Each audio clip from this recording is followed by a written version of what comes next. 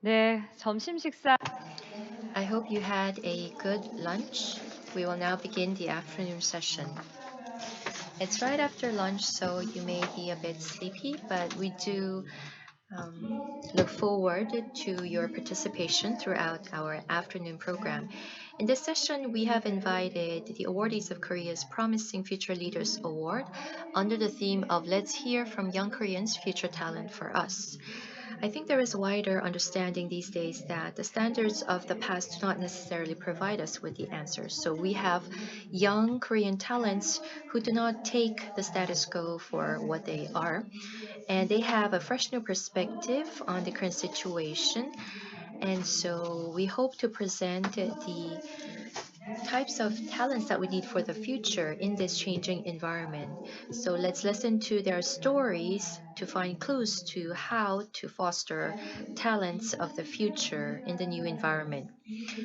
We have as our speakers Lee Dongjin, president of Martian Brothers, who is the 2012 awardee, and we have the 2015 awardee, alumnus of Minerva University, Kim Kang-san, and Chang Hyuk, data scientist at Data Group SOCAR, who is the 2017 awardee, and the 2020 awardee, Hong Soo-min, who is a student at Yonsei University, and the 2018 awardee, Bang Soo-young, who is CEO of One Half Korea, and the 2013 awardee, CEO of Moon Academy, Moon Hyun-soo, will be moderating. Please welcome them with a warm hand.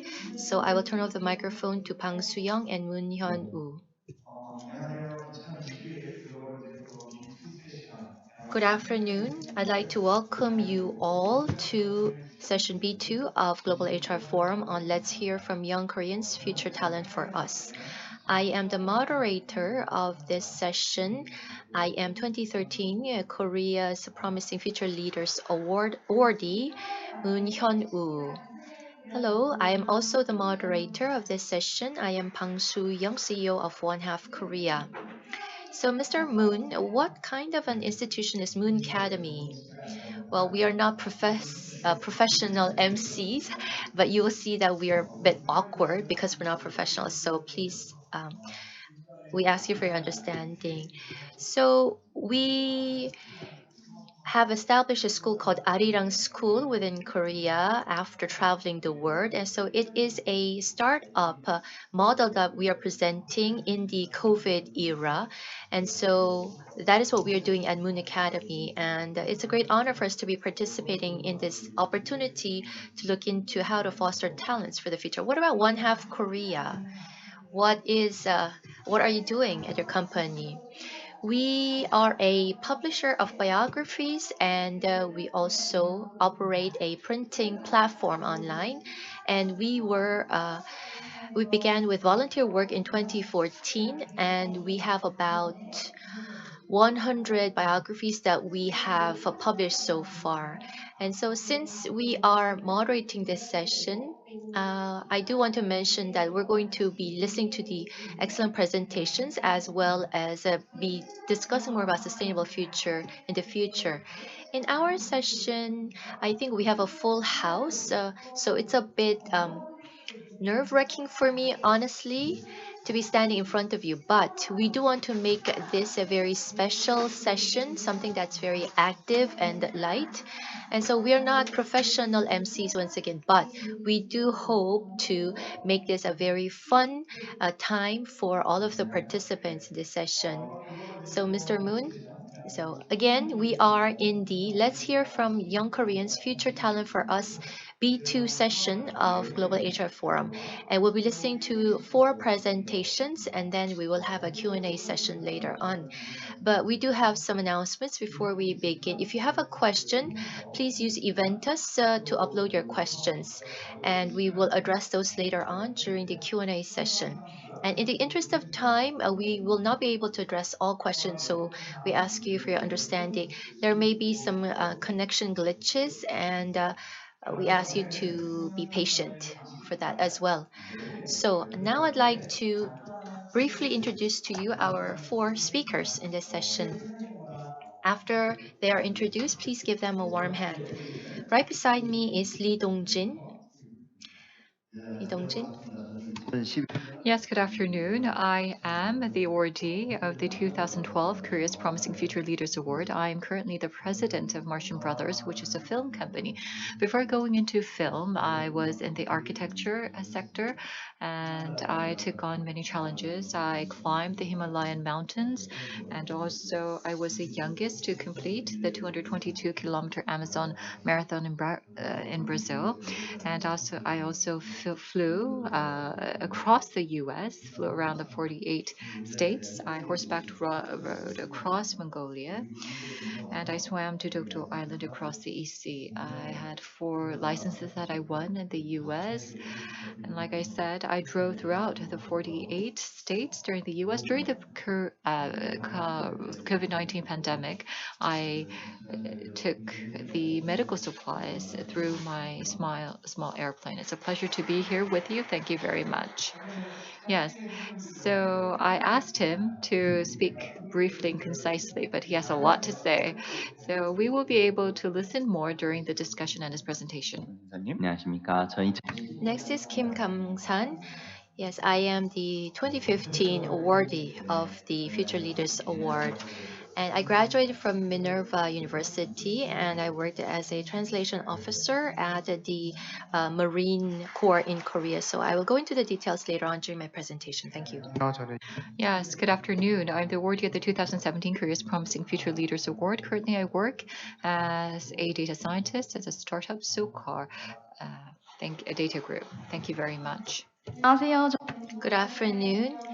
I am the youngest in this session. I am the awardee of the 2020 award. I am a freshman at Yonsei University. My name is Hong Soo-min, and thank you for inviting me.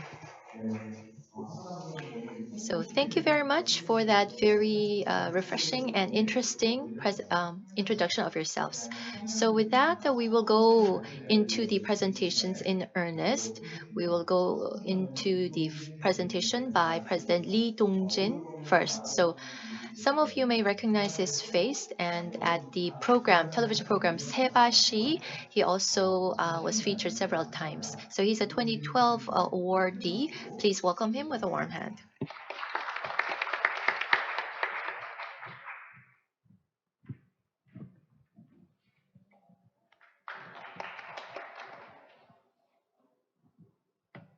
네, 안녕하세요. 반갑습니다. Yes, good afternoon. It's a pleasure to be here.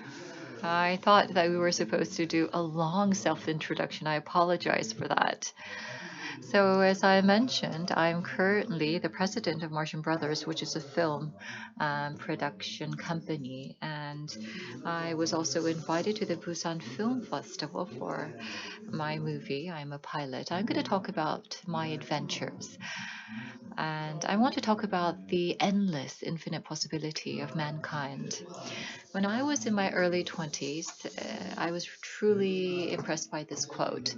The greatest sin that only young can commit is to become ordinary. At that time, I was very ordinary, and when I heard this quote, I felt my heart warming. And looking back, I think what indeed is a standard or criteria for being ordinary? When I took on new challenges, I thought about what I truly want, the stories I want to tell. And I didn't want to make decisions because of what others wanted or the environment that I'm in. I wanted to take on the adventures and I wanted to experience.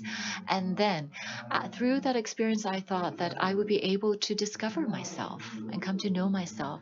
And I think that the criterion standard of being ordinary depends on you. And also the challenges that you take on is something that you have to decide. You have to decide whether you want to take on these challenges. If not, then you don't have to. When I was in my early 20s, I was very passive. I was a bit skinny, and I did not make it into the universities that I wanted to go into. At that time, I knew what I wanted in life. I knew how I can transform myself in life.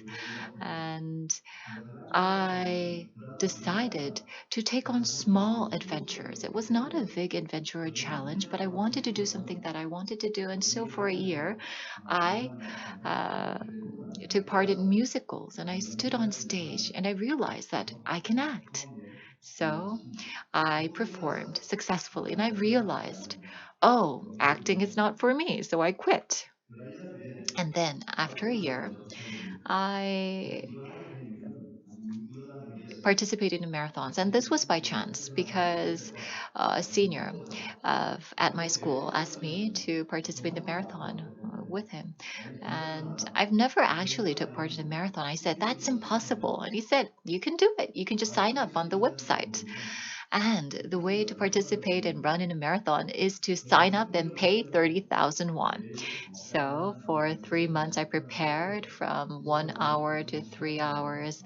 And so I was able to complete the marathon. And I realized I can run a marathon. And I realized once again, I should never take part in a marathon again because it was really difficult and painful. I've never participated in a marathon ever again. And then I went to participate in a triathlon. Of course, the person who wanted me to join him knew how to swim, so I decided to learn how to swim. And after this experience, I won a medal. Congratulations, you completed a triathlon. So I had these two experiences that led me to realize that thinking does not or cannot change my life. If I want to take on challenges, I have to stop thinking. So what I did was I went to do my military service, and I thought, where can I not go? The Marine Corps. I went there, and once I entered the Marine Corps, I realized this is not the place for me, but it was too late. So whenever I take on a challenge, actually, well, everything changes once you step in. But then, after you conclude the challenge, you realize this is what I aimed for. And so during my time in the Marine Corps, I realized that I'm a person that can endure 2 years. So I wasn't that outstanding during my military service. I was about average. And through the training, I realized that there are no limitations. So I realized that I can take on new challenges. And that's why I decided to climb the Himalayas. I climbed the mountains. And so after I completed my military service, I went to say hello to my parents, and then I said goodbye because I had to go climb the mountains. I saw people dying before my eyes, and I realized nobody knows when we die. I do not know when I will die. So I wanted to live a life that can change myself, a life that I want. And so I took on another challenge. And what I did was I went to Urchin. And so I swam from Urchin to Dokdo, 240 kilometers. I was preparing for the Amazon swimming marathon. Excuse me, the Amazon Marathon in Brazil, 222 kilometers. But while I was preparing, I saw this advertisement for the swimming opportunity to Dokdo. So for 3 hours every day, I practiced, and for 3 days, I swam 240 kilometers. I realized that people can actually cross the Pacific. And so I was able to change my mind about what people can do. And the reason that I was able to change my mind was because I actually tried it for myself. So if you take on the challenge, if you try it yourself, you will be able to realize you can do it. And then I went to Brazil. And so for 7 days, I participated in the Amazon Marathon, 222 kilometers long. I lost my toenails. My feet were swollen, but I completed the marathon. All of the people who participated saw their feet were swollen. They lost their toenails. Everyone had this experience. If you run the Amazon, it means you will lose a toenail. It means that you will meet a jaguar. There are many difficulties when you take on challenges. And when I was running the marathon in Amazon for 7 days, what I thought to myself was, why did I come here? Of course, it's difficult if you try something new, if you take on a challenge, but you realize that you can do more. And so I went to the United States, and then from New York to LA, I rode the bicycle for 60 days, 6,000 kilometers. Well, this was a transit country for me. I only had about $1 million. I knew no one in the US, and I thought, can I do this in the US? But for 60 days, I rode 100 kilometers every day, and I realized, yes, I can do this. And I visited the many airports because my dream is to become a pilot. So I visited many different airports, and the last airport I visited, someone took me on a plane, and I realized this is what I want to do. I want to become a pilot. So, right before I graduated from my university, I thought to myself, do I want to become an architect or do I want to become a pilot? To be a pilot, you need more than 100 million won. I did not have that money. So I thought to myself, I should take on a challenge. I should go the path that I want to go deep down inside. So that's what I did. I went to Mongolia. I rode horses. I bought 7 horses. And for 63 days, I went 2,500 kilometers and I made a movie, Bridal. And I decided to become a film producer. And I decided to star in my movie as well. So I became a movie star as well. And so after this, I went to a pilot school and I told them, I'm a filmmaker and I want to create a movie with your school in it. I will, however, have many Korean students come to your school. So give me a scholarship. As you know, there are no scholarships in these pilot schools. And the head of the school told me, I've been serving as a head of the school for a long time, but no one has ever came to me and asked for a scholarship. And it's the first time that an Asian has come to me for marketing purposes. I visited many different pilot schools. 4 schools said it was a good proposal. And the last school actually gave me a scholarship. That took about 20 days. I did not have the money to produce films, so I met about 100 CEOs for financing. I told them that I'm in a pilot school and I need the finances. So about 4 months later, I was able to receive investments and I filmed the movie. And I realized that I have limited capacity to become a pilot because the pilot training was really difficult. For over 10 years, I thought that this was my dream to become a pilot. But as I was going through the pilot training, I was able to realize that reality is a little bit different from what I had thought it would be. So, of course, the experience itself was really a very valuable, happy experience. But I came back to Korea and I received investment from 3 companies. That's why I could not stop filming the movie. So I trained to become a pilot for 1 year, and it took 4 years for me to complete the production of the film from the beginning to post production. So I was able to complete the movie, and I was invited to the Busan Film Festival.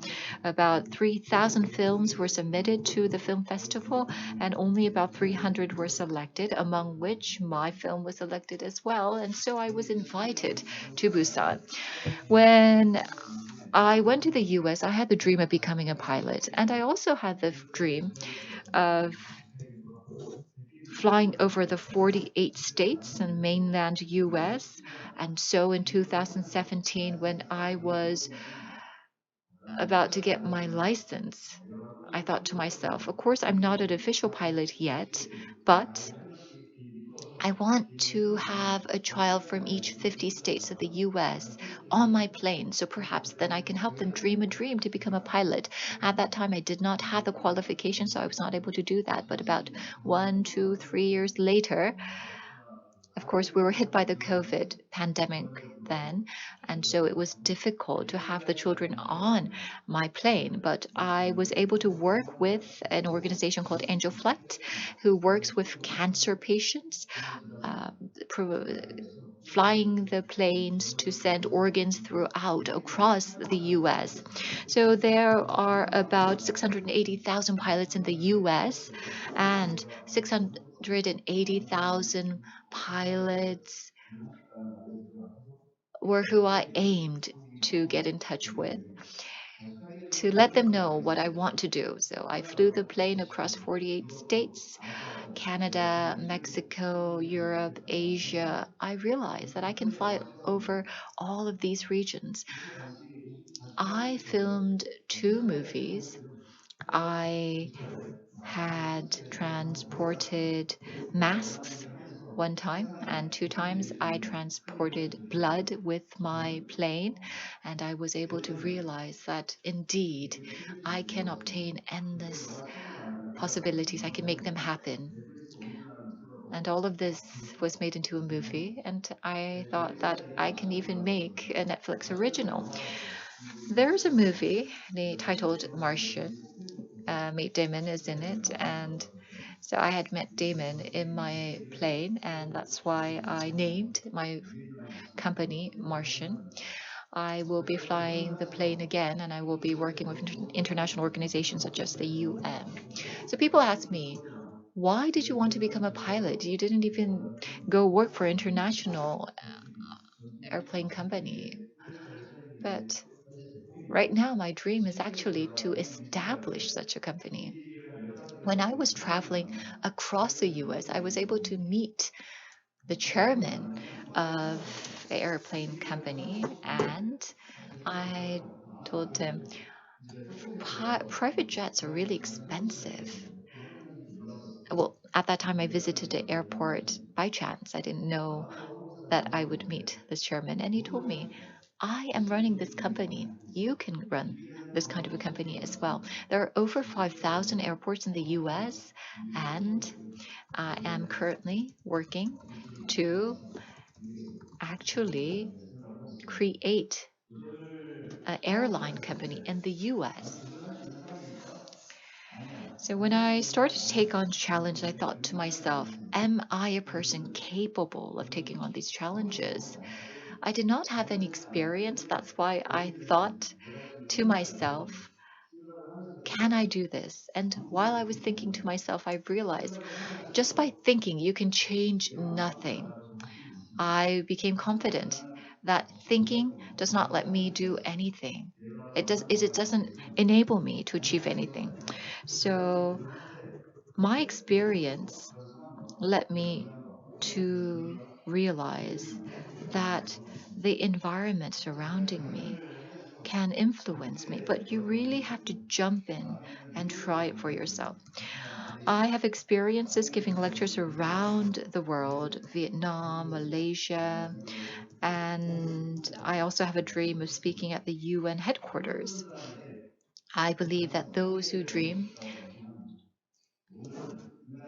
are given opportunities to overcome their limitations. So after this, I hope that you can think about what are your endless possibilities? What can you achieve? Thank you very much. Yes. So was the first presentation of our session. Once again, a big round of applause for Mr. Lee Dong-jin. Mr. Lee Dong-jin is a friend of 10 years, and he always tells me, I'm going to do this. And every time I tell him, that's absurd. But he makes it happen every time. So now I believe everything he says. And I do hope that you wish the best for Mr. Lee. Let's go on to our next speaker. The next presenter will be introduced by Bang Soo-young. The next speaker is a graduate of Minerva University, and like Mr. Lee Dong-ji, is an active duty Marine. And so let us welcome Kim Kang-san up on the stage.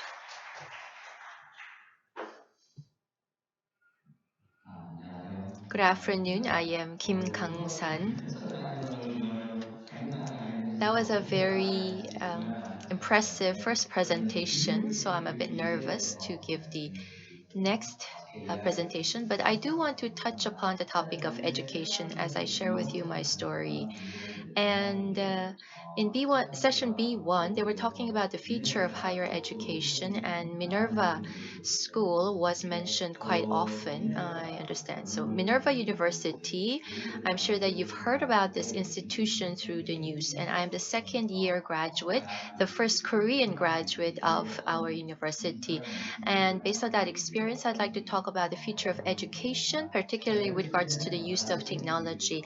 So my presentation is on how to learn, not how to teach. So up until the 20th century, we had an education based on teaching, but in the future, 21st century education has to be based on learning. So that is the gist of my presentation. If you look at education broadly, you can compare the 19th, 20th century versus 21st century. So the people in the 19th, 20th century, that was when there were no paved roads, no cars on the road at that time. So put um, if the professors from 19th to 20th century, if you bring them to the 21st century classrooms, it would not matter much to them because they will still be able to teach. This means that pedagogy has not changed much since the last 100, 200 years. So on the left, you'll see Einstein teaching in Princeton. So Einstein in the 21st century would still thrive as a university professor. So why is that so? General education and the university education, what is the existing paradigm here? So we have the professors, the lecturers, they are at the center of education. So it is the professors that are at the center, and they are play the medium of transmitting the knowledge to the students. So this information and knowledge which already exists, the dead knowledge according to Minerva University's definition, is being transmitted to the students via the professors. What is most important here is an knowledge and the professor, they take up more than half of the education system. And so the people who are able to access this knowledge is the professors, who have the most power as a result. And so whatever the university, whatever the education system or institution you are in, it's important that the knowledge and the professors played a pivotal role.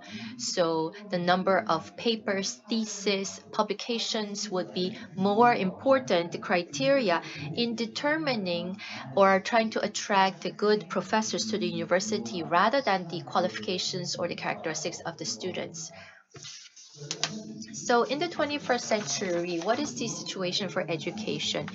So many people have already given the definition, so I'm not going to go into details, but all the information exists on the cloud. And this is a constantly updated, not dead information. And so previously, students had access to knowledge only through the professors, but now the students are able to use the cloud to access information. The professors merely serve as assistants to the students, and so their expertise and experience can be shared with the students, but it is the students themselves who directly access information on the cloud.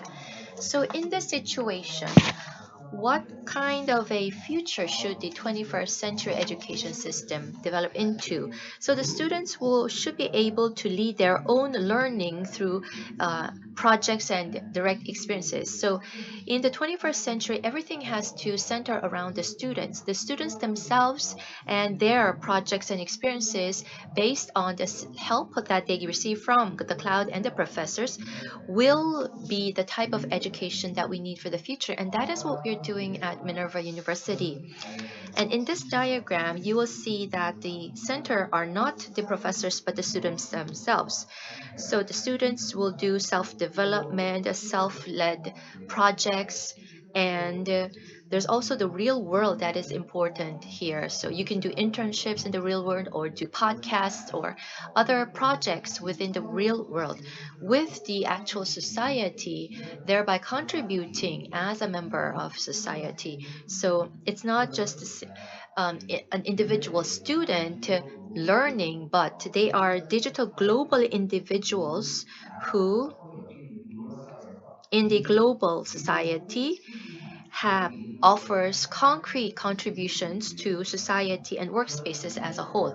So, what kinds of education are we aiming for and providing at Minerva University? Of course, some people may think that this is not realistic for all educational institutions, but Minerva has actually broken through that misperception.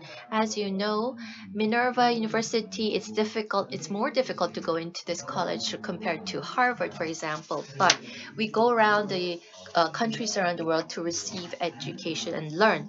So we are not in a single country. Argentina, Buenos Aires, San Francisco, London, Berlin, Hyderabad in India, Taipei, and in Seoul. In the 7 cities, we learn. So for every semester, we are in a single city, and in that process, what we are able to learn is so in 4 years in 7 countries, we have global experiences. And what we learn is not just about testing or we learn the concepts, but rather we begin with learning the concepts. We learn about the trends, and then we apply that to actual projects. And our education system also is not a general university professor giving unilateral lectures. So if a class lasts for an hour and 30 minutes, for example, our professor would speak only for about 10-15 minutes. The remaining of the time will be based on discussions among the students themselves. Last, we have digital integration. So we have integration in the digital world. Everything happens online in the online environment, and we use the forum as well as other digital tools. And this is the pedagogy of Minerva University. And of course, some other universities like MIT, Harvard, edX, and they're using a lot of MOOC technologies. And in fact, this means that they are having digital transformation in education. So they are transforming the methods that they used in the 20th century into digital forms. So in terms of utilizing the full potential of digital technology, I think there's a lot of effort being put in place. Of course, we don't have exams because we have not had any exams, and I myself have never had to take any exam after graduating from high school. All of the assessments at Minerva are conducted through projects. So you select your own projects that you want to participate in, and then you visit related companies. So for example, for me, I was in Argentina I worked with an NGO in charge of housing construction. I worked with the company called Unilever, which is a multinational company, and I also worked at the investing arm of SoftBank. And in India, there was an investment firm that I had worked for. So based on this experience, of course, it has contributed to my career, but that is also part of the assessment at Minerva. And we have the HCs and LOs. I'm not going to go into details, but if you look at the assessment criteria or the items, there are each task, a breakdown of different tasks, and there are concepts that you need to acquire. And you receive a score between 1 to 5 depending on the level of the conceptual accumulation that you have for each criteria. And so we have this concept-based learning assessment that goes on at Minerva. But in Korea, you can just stop at learning the concepts. But at Minerva, you have to go to the next phase of applying what you have learned. So if you do your projects well and do the applications well, you will receive scores of 4 and 5. We also emphasize diversity since our school goes around the world for learning, and we have about students from 120 countries. And I was I was one of the students in the second year of operation, but now it is in its 7th year of operation. So we have a lot of students from different countries. And as for the country breakdown, about 20% of the students would be Americans. The rest, 80%, they all come from other countries. And so these students with different backgrounds come with their own perspectives and experience. And so there is really an emphasis on discussions and discourse. So everyone has learned different things, everyone have different understanding. So during the hour and a half of discussion, we always actually don't have enough time because there's so much to talk about. And the students themselves engage in a lot of student body activities. So we go through 7 countries, but since our students come from 120 countries, 7 is actually not that much. So they have different backgrounds. And so whatever the country we are in, we try to learn about respecting the different perspectives and experiences to become a responsible member of the international community. With regards to the forum, in fact, many people have asked questions on this, so I will briefly explain that. This is our digital classrooms. This is how we do it and in the digital classroom. So on the screen, yes, your faces are shown, so you can't really do other things during class. And there are a lot of different tools that we use to raise our hands to ask questions, to request for speaking opportunities. So again, all of our classes are conducted in a discussion format and with Google Docs and whiteboards and other tools. And I majored in computer engineering, but we do use coding as well.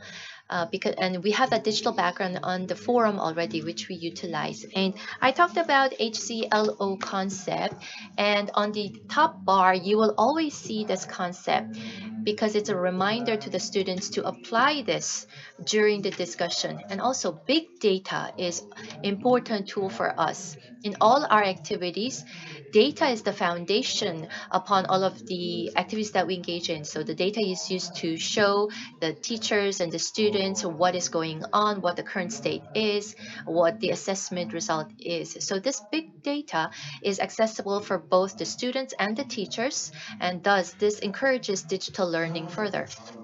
So let's look at education in the future society and the direction that we should be taking. Of course, we need to consider international economics. Everything is changing so very fast. And as a leaders, what should we do?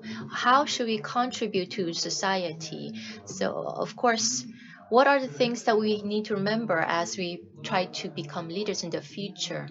So, of course, there are some lessons that we can learn from Korea, but in terms of creativity or critical thinking, I think we have a long way to go in the existing education system in the country. So, that is,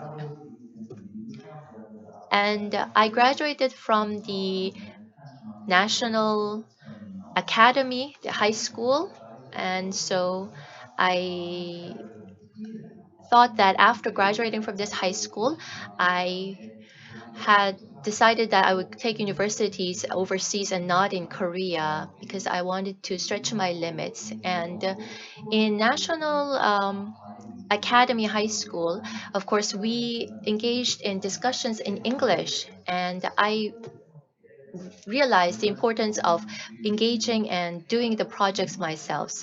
And so I was able to receive this Promising Future Leaders Award while I was in high school because of these efforts. So the future leaders will be those who continue to challenge themselves. But in Korea, I think the understanding still is that the leaders of the future will be those who take the path of least resistance, least risk. So I think we need to be more challenging, have a spirit of adventurism as we try to foster leaders in the future. And many of the things were learned through my experience at Minerva. And I was selected as one of the 100 young leaders of the future among mostly the Caucasians. But fortunately, I was selected and I did visit Himalaya mountains as a result. And scuba diving and cycling are some of the activities that I'm engaging. So I've done 100 rounds of scuba diving so far, and in Uruguay, I also cycled in Taiwan, 800 kilometers of cycling. So I engaged in these diverse activities, and I work for different companies. And I've never established a startup, but I have helped many startups begin their business. And so startup incubation work, that is the assistance that are provided in the Netherlands. And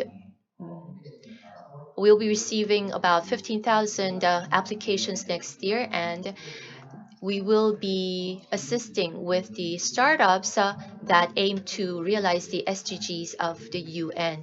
And so our leader is holding up this torch, and at the UN also, we are participating in their meetings, their general assemblies as well. And the UN International Associations Coalition, we participate in those activities as well. And at the center of all these activities is the philosophy for education from Minerva, and the need to continue to challenge ourselves to become an effective leader in the 21st century. So I think that confidence and that experience has been the foundation of this diverse experience that I've had. I hope to become an astronaut in the future. I hope to look at Earth from space one day, and I'm heading towards realizing my dream step by step. And in fact, I worked as a consultant for aerospace companies previously, and I have about 2 more years of military service remaining. And after the service, I hope to continue my work in the aerospace field. Thank you very much for your attention. Thank you very much, Mr. Kim Kang-san, for that excellent presentation. Please give him a warm applause once again. So as a graduate of Minerva and as a professional in the field of aerospace, he has shown us or shared with us the types of experience and the passion that he has had so far. So through Eventus, please make sure that you address the questions that come to your mind as you listen to the presentations. Let us go on to our last presentation. 네, 저희 청년세 So she's the youngest in this session for the youth. She's an undergrad student, and Hong Soo-min will be giving her presentation in what language? Yes, I was talking about that, and all of the participants here are Koreans, so I want to communicate more closely with you. That's why I decided to give my presentation in Korean. So, yes, there is no English speaker in this session. We will be listening to the next presentation by Hong Soo-min in Korean. Please welcome her with a warm hand. You will see that I'm on the shorter side in terms of height, so I will be speaking here in front. Good afternoon, I am Hong Soo-min. And so I'd like to share with you the Korean STEM education that I've experienced here, and for me to become an interdisciplinary individual, what are the efforts that I engaged in? So that is what I'll be sharing with you. Last year, I graduated from high school and I received the Korea's Promising Future Leaders Award, and I'm currently a freshman at Yonsei University. And what is most noteworthy is that I am the team captain of Team Shatterdome, which is a robotics team in Korea. And so for the development of STEM education and contributions to the development of STEM education, I was given the award. So today I will be talking about four things mostly. First of all, Bang Soo-young was asking me what is STEM. So let me begin with that explanation. So these are four major areas in science, technology, engineering, and mathematics. And so these are the most important areas in terms of technology and engineering. So this is a practical part of learning. Many people say that STEM is more helpful for finding jobs after graduation more than humanities or studying literature, for example. And the leading field in STEM would be robotics. And this is the area that I've worked in for a long time. So let me share with you that experience. So what is a Team Shatterdome?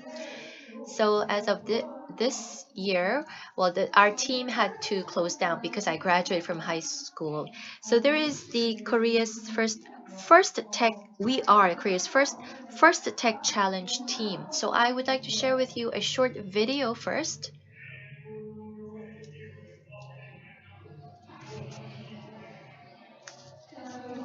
So you'll see that I am in charge of driving the robot.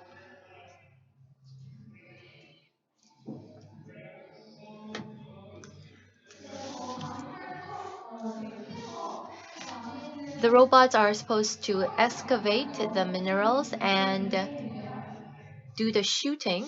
And so the most number of shots will make you the winner. So these are the annual team challenge, first team challenge competition. And so you have to find ways to use autonomous driving and other related technologies to develop these efficient robots. And this challenge was held in Maryland in the US. And before I became a high school student, as you heard from Kim Kang-san, I had never left Korea. I am a native Korean. But through participating in the robotics challenge, I was able to meet with people, many students who are very passionate about robotics with very diverse background. And I realized that Korea is at a very low level, whereas the US and other countries were leading. So I was thinking about and I conducted interviews with overseas teams to learn more about what we can do. STEM education in Korea, broadly speaking, is twofold.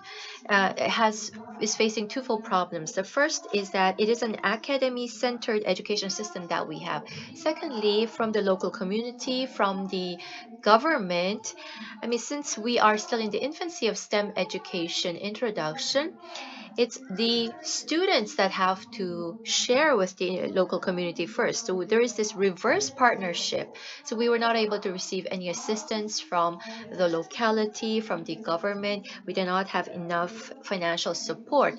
And so STEM education in Korea is something that cannot easily be expanded, something that cannot be easily attempted. So how is the STEM education situation in the US different? I think it's the reverse of Korea. You heard about the example of Minerva earlier, but in high school, you are able to learn diverse courses, and there's a strong push from the local community. So there is abundant financial resources. All of these criteria come together to allow the students to be very creative, to put their creativity into practice. So let me go into the detail. We are talking about the private education problem here in Korea. If you don't send the students to the private learning institutes, there's not much you can learn from the schools. And of course, I think this is limited not just to having private institutions per se, but the students themselves just unilaterally listen to the lecture given by the lecturers, the teachers. And so if you actually go participate in these challenges, you will see that the robots developed by the Korean student teams are quite similar. However, there are many diverse related courses offered in the US schools, and you're able to pick and choose. So I have two examples to share with you. First is a very famous world championship team that I want to introduce to you.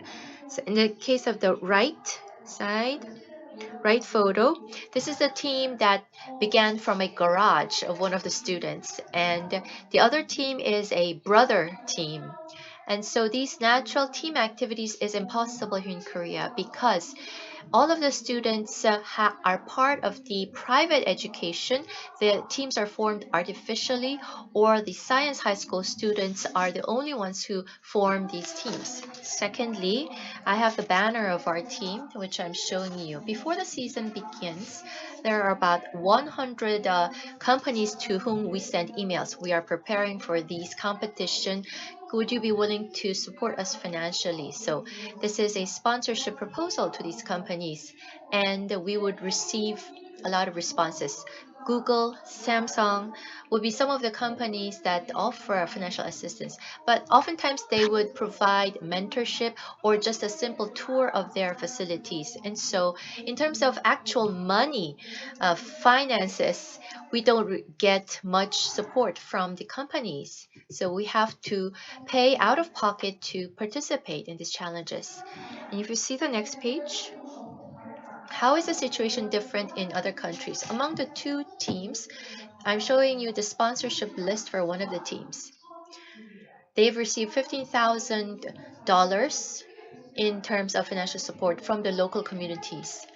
So it's mostly the local companies that provide sponsorship to these teams. They provide full support. There's even a bakery that provided financial support. So they share these posters in bakeries, and the bakery CEO said, yes, we're willing to help you. And so a lot of the stakeholders in the local community were willing to support and participate in this process.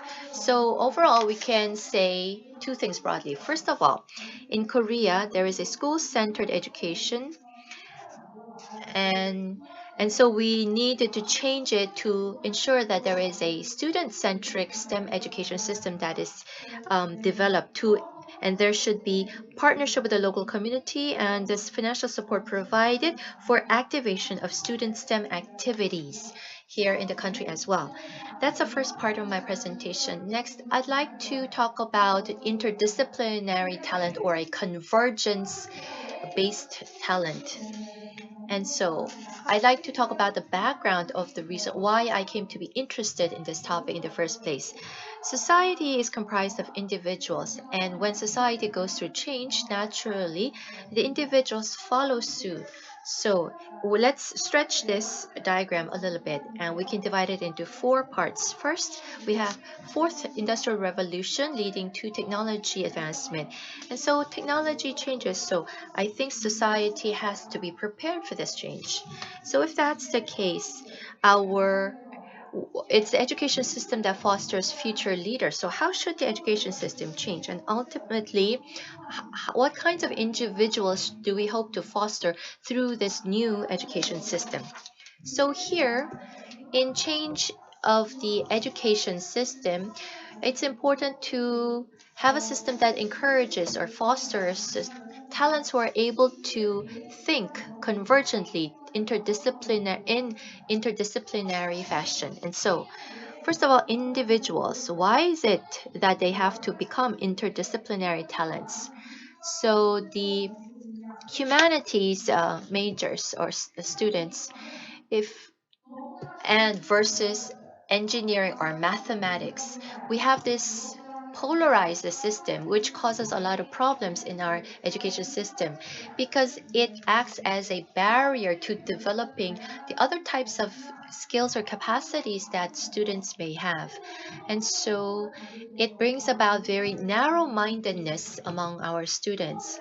Secondly, if that's a problem with regards to polarization of concentration. Secondly, we have prejudice of ability. So if individuals are narrow-minded in terms of how they can influence society to change, they're not going to be very effective. So AI or advancement of technology, what kinds of institutions do we have to develop to introduce these changes? It's not a single individuals who can or groups who can develop the systems needed for this change. So different groups have to collaborate with each other. And to be able to do that, we have to ensure that these people understand other fields as well as having a deep understanding of your respective field. So I'd like to talk about myself briefly. You may wonder what I'm doing here up on the stage. Robotics team is divided into three uh, teams usually. So we have the building or construction team. Second is programming or coding team. Third is the outreach team. The outreach team, you may wonder what they do. And our outreach team's motto is learn to share and share to learn. So I will learn to share with others, and I will also share to learn from others. So to promote STEM education here in Korea, we've really worked hard. Business planning, engineering, node, we have published those and we're sharing them those for free. We didn't have local communities form here in Korea, so we built the communities locally, and through interviews with overseas teams, we determined our way forward. We have a YouTube channel as well, and so if you visit here, you will see a lot of different contents that we have developed to date. Up until middle school, I was a humanities student, literature student. I love to read novels. I was just the nerdy type of student. But after I became a member of the team Shattered Dome, I thought I should go to outreach first because I did not know anything about coding. But I found that coding or the technology aspect of this challenge was very interesting for me as well. So if I don't have to be a professional or an expert in a certain field, I can just try it out, see if it suits me or see if I find it interesting. That's why I had met with a lot of the IT company personnel, and I had met with a lot of students from other countries, and I was able to see for myself the power that technology has and to contribute to society in the future. I realized that I need to have a basic understanding of these new technologies being developed. And so I learned coding, and I am also learning about building these robots as well. So although I'm a bit embarrassed to flaunt to myself, but I do have that capacity right now. And I received the award because of this reason. This STEM education in Korea mostly is run in the private sector, and so there is lack of financial support for many of the students who are interested. For example, students in orphanages or in the remote rural areas. We visited these students to provide STEM education experience, and the students realize often that after they have come across STEM or these kinds of experiences, they actually find it interesting. They're interested.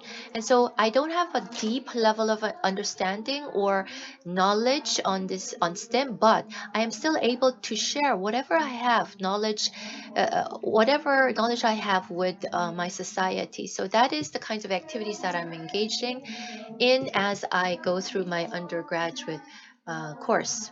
So just because you are an expert in one area doesn't mean that you cannot go into other fields or be interested in other fields as well.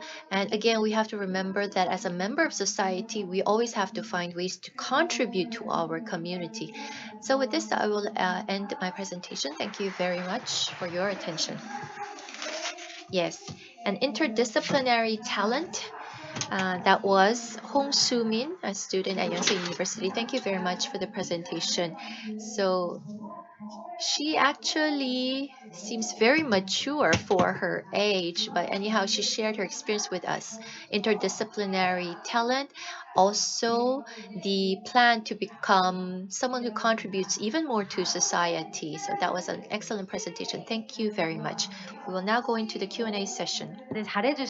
I know that the presentations were excellent, and you might not have had the opportunity to upload your questions, but please utilize this opportunity and write down your questions. First, we're going to start with questions for all of the speakers. Now let's go start the first question. So let's take a look. Charles raised this question for all speakers, the 4 speakers up on stage. So let me read this for interpretation. So I believe that you are talents full of knowledge, capability, and motivations. What do you think the leaders of the Republic of Korea should maintain or stop or try something new for fostering talent in Korea? So this is a question by Charles. Thank you very much for the question. Why don't we begin with Mr. Lee Dong-jin? Please go ahead and answer the question. It's a long question, but why don't we go starting with 1, 2, 3? Please go ahead. So can you show me the question one more time? If I summarize, you are talents with knowledge, capability, and motivation. Now, in order to foster talents like you, the leaders of the Republic of Korea should continue to do this, should stop doing this, or to start doing this. So if you can just mention one thing for each category, that would be great. Thank you. Just choose one among the 3. You don't have to answer all 3 of them. I think, well, let me answer the second part, what they have to stop doing. From my perspective, and based on my experience, if I may answer the question, looking back at myself, I believe that sometimes we are stopped from doing something because we think too much. Of course, there are speakers here who are really passionate about their field of expertise, and sometimes you might have to think hard about your field. But for those who are hesitant to take on challenges, there might be people who think too much, and so they are just trapped in these thoughts. Then, in that case, I think you should stop thinking and try to do something. Small steps are okay as well, because that's what I did. And I think what you have to stop doing is to stop thinking. Thank you. Yes, thank you for that excellent answer. I didn't give you enough time to think about your answer, but that was an outstanding response to that question. I think it's based on your unique experience, based on your values. So now let's go on to our second speaker. Please answer the question. Can we have the question up on the screen? 네. So I do have an answer that I was thinking about. So first of all, it's a great honor for me here on the stage with such excellent talents. But in terms of capacity knowledge in the 21st century, I mean, we have a good environment. We have a lot of role models. We have access to a lot of information and knowledge on the internet. So it is here in Korea that we have had a lot of these talents emerge because we have a good environment established. There's full support from the teachers and the parents as well. And so as we develop to where we are today, our parents, our teachers, in fact, they were a bit discouraging sometimes. They were very concerned about our well-being, and they were worried about the failures. But I've made such attempts, and even if you fail, it's okay because you can always learn from the failure. You can learn about how to win the next time. And so the professors that I know, whom I respect right now, they also seem to have this fear of failure. So they're very fearful of showing their mistakes to other people. So I think this is what we have to overcome. We should have the mindset shift that, it's okay to make mistakes so we can always learn from the failures. And so to engage in a lot of experiences, read a lot, watch a lot of movies. So that's what I want to propose to you. Thank you very much. In fact, there was an example that I'd like to share with you. About 10 years ago, I, I have seen the sudden growth of the project that I was engaging in. And so I did the Arirang project despite all of the hesitation and resistance from the people around me. So, did you have any such personal experience? What was the deciding factor? Well, I think there was always resistance from the adults around me, my parents, my teachers. And when I was in the Minjok Academy, Leadership Academy High School, we were in a dormitory. And so it was the first time that I was able to be free from my parents. And my parents were encouraging me to just focus on the test scores, but I did a lot of different things because I was in dorm. When I was applying for college, and in each line of my success, that was actually based on tenfold failures. And so I was able to succeed because there were numerous failures that I had experienced. And so I fought with my parents for 1 month because they opposed me going to Minerva. And so they said that they would allow me just one attempt. And luckily, I was able to go to Minerva and graduate. In fact, that was the same for me as well. My parents were both working, so they did not have enough time to watch what I was doing. Yes, so this Charles, a question from Charles. That was an excellent answer that we received from our speakers. So, what about Chang Hyuk? Would like to give the same question to you? 차이점. What should you continue? What should you stop? Or what should you newly try? Are you ready to answer? Yes. I think that you have to stop being conscious about other people. I think that already the young people are doing that, but even more so, you have to stop being conscious of others. And what you have to try in you is that even if you don't care about what other people think, you have to prove yourself, or else you're just lying. So, or exaggerating. So you have to prove yourself. Even small steps are okay. And practice what you've said. Yes, thank you very much. So I think that the speakers covered questions number 1, 2, and 3. And I think that perhaps Ms. Hong Soo-min can add on to that. 그럼에도 And so, once again, what has to be maintained, what has to be stopped or renewed, or what has to continue? Would you like to share your thoughts with us?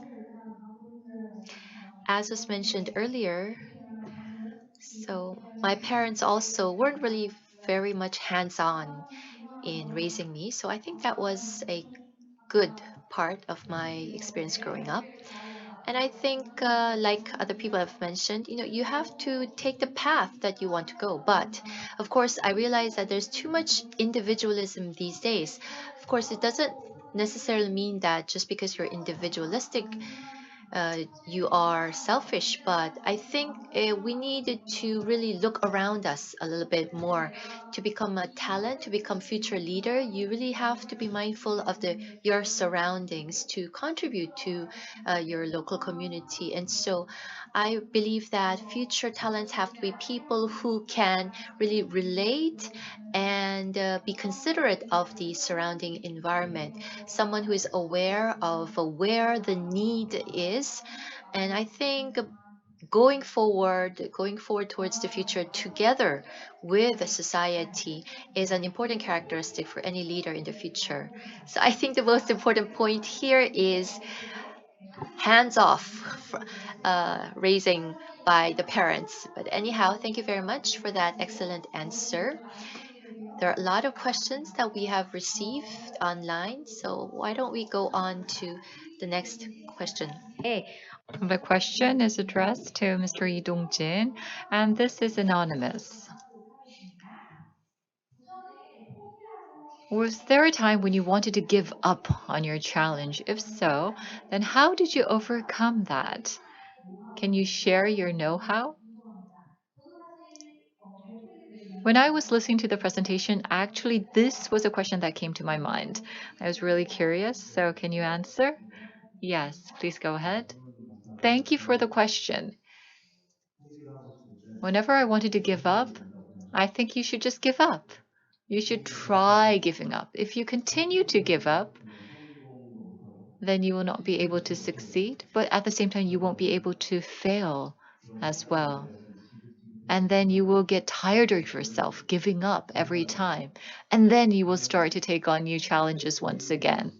So everyone on the stage, I think, had a different life during their teenage years. I'm really shocked to hear what they said because I didn't do anything when I was a teenager. I wanted to drop out of school. School was so boring. I was not interested in school life. I wanted to become a pilot, but everything was meaningless when after I take the college exam, I thought that I would just get a job or go do my military service. And what I did was for those 10 years, I just continued to think and I gave up on everything. And then at one moment, I thought, this is enough. And what I did was I studied 1 year more. I entered into a university and then I started to take on these different challenges. After concluding my military service, I even tried to become a badminton athlete to make the national team. And I took time off from school, and for 5 months, I practiced to become a badminton athlete. But I realized, well, that was when I was 24 years of age, that I'm not cut out to be a badminton athlete. And so I gave up. But because I spent 5 months making the effort, I was able to realize that even if I stopped studying and for 5 months, my life does not end. So try giving up, and then at one point you realize you want to try something. Yes, thank you. A big round of applause. So that was unexpected, right? What Mr. Lee said. A lot of people ask this question, and most people answer, nevertheless, you have to try. But he just said that give up, and then you will want to try at one point in your life. So perhaps Dongjin and the other three speakers had experienced that. Anyways, let's go on to the question for Ms. Hong Soo-min. 하겠습니다. So you will see the question on the screen. During your presentation, you said that you worked in the outreach part. So what kind of work do you do in the outreach part? And in the process of learning the building part, what was most helpful in that process? Such as books, Googling, or other special tricks that you want to share, which was very helpful in doing the building part. As I mentioned earlier, the outreach part is in charge of establishing year-long plan for the team, for the documentation work, and the other work has to do with during competition, how can we do a lot of promotional activities and do better planning for the overall project. For coding and for the building part, as someone who majored in humanities, first of all, if you want to learn building and coding, you have to have basic physics understanding. So you need to have a good grasp of the concepts first. And then during vacations, so I decided to remain in the dorms. We did a month-long camp. And so we would wake up 8 in the morning until 10 in the evening. We would be working on robots throughout the day. And of course, there were constant failures and mistakes. And as Lee Dongjin mentioned, what's important is to continue with the attempt because, ultimately there's a deadline, time limit. And so you're going to have the optimal results in due time. Thank you very much for the wise answer. That was an excellent question and excellent answer. So the six of us, in fact, we're not very familiar with each other, but in preparing for this presentation and this session, we were able to find a lot of commonalities among us, which makes the session the more meaningful. And the next question will be going to Kim Kang-san. So this question is for Kim Kang-san. And it has to do with, in your work at Minerva, how do you apply the experience or at Minerva in the work that you do? What kind of differentiating points does Minerva have compared to other learning or education institutions? So at Minerva University, as I mentioned earlier, for 4 years, you go around 7 countries. So you always have to work with either institutions or organizations or companies in those countries. So Minerva has become quite popular today. And there are some companies that are willing to hire only Minerva alumni or students. And the students do best in terms of application. So they're still in the teens, but having to uproot yourself and move to another country with a very different language, medical system, food, and friends and local community is a major challenge. And that gives you a broad perspective. And so at Minerva, you begin with learning the concepts. And the concepts are developed during the discourses or the discussion sessions. And so what you have learned during this discourse is actually applied in the field. And so having that capability for application is something that really differentiates Minerva. So if you look at the Minerva students, they're very willing to open new markets or to try to tackle unresolved issues in a new way. So if you put in Minerva students or alumni in these kinds of situations, you will be able to oftentimes find solutions. And you may think that this is just promotional talk, but that's true. If you have two, three Minerva students, they have excellent adaptive skills. And they're very good at mediation and arbitration as well. And so, because they're used to discourses and discussions. So, I think that is the biggest strength that Minerva offers to its students. Thank you very much for sharing that valuable information. And I feel that your president would be very proud of Minerva. 연사님, So let's give the question to Mr. Chang Hyuk. This is from Mr. Kwon Min Seok. So in 10 years, what kind of value or social impact do you want the work that you do to have? So he has this smile on his face. Can you answer, please? Yes. Well, I'm not even sure what I do now will have an impact in the future. But personally, I've learned a lot through my entrepreneur experience and also technological development experience. So I think that 10 years from now, I will continue to work on that. I've learned a lot. I've gained a lot through my experience in this entrepreneur ecosystem. What's good about starting companies, startups, is because it has an impact on society. I think that businesses have an impact overall on society.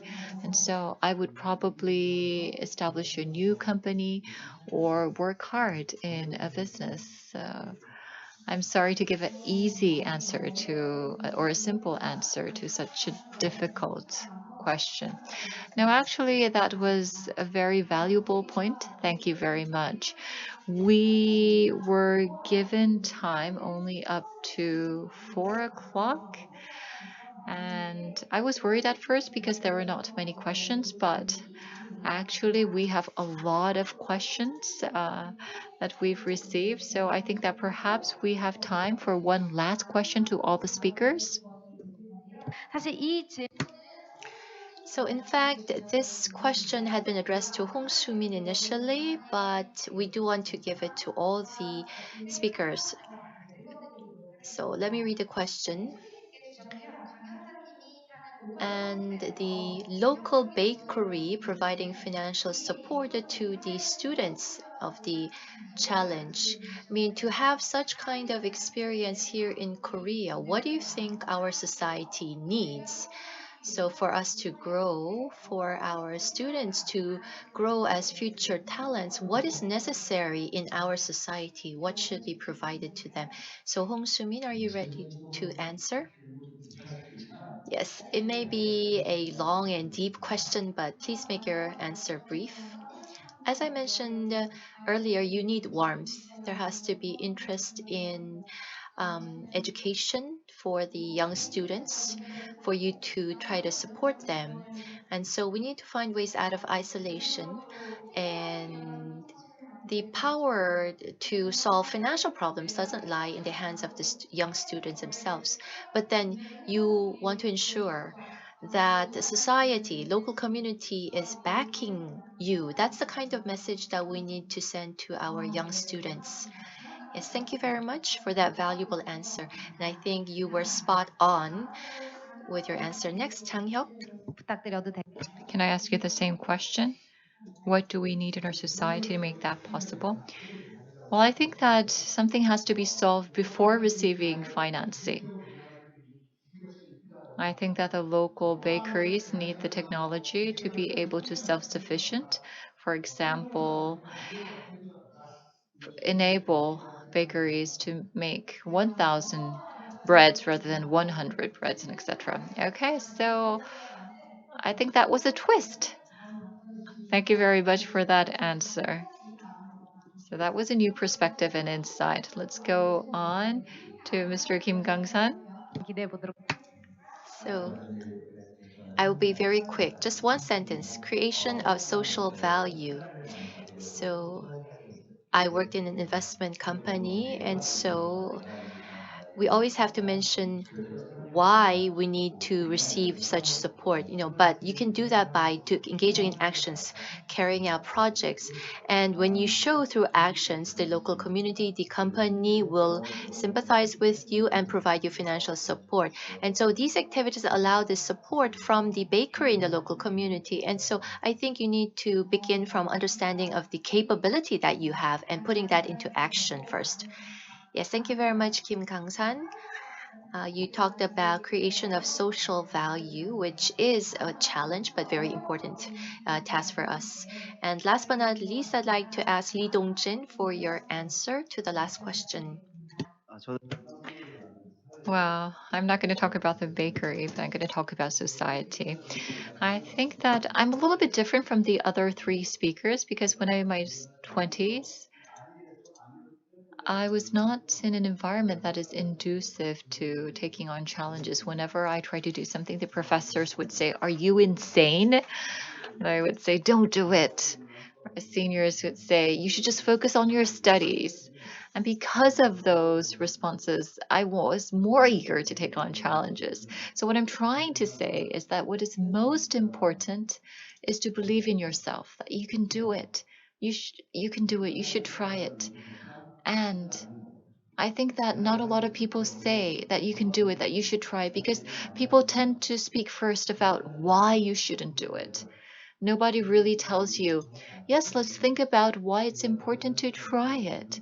So, as a person who has taken on a lot of challenges, I think that actually encouraging others to try something is very important.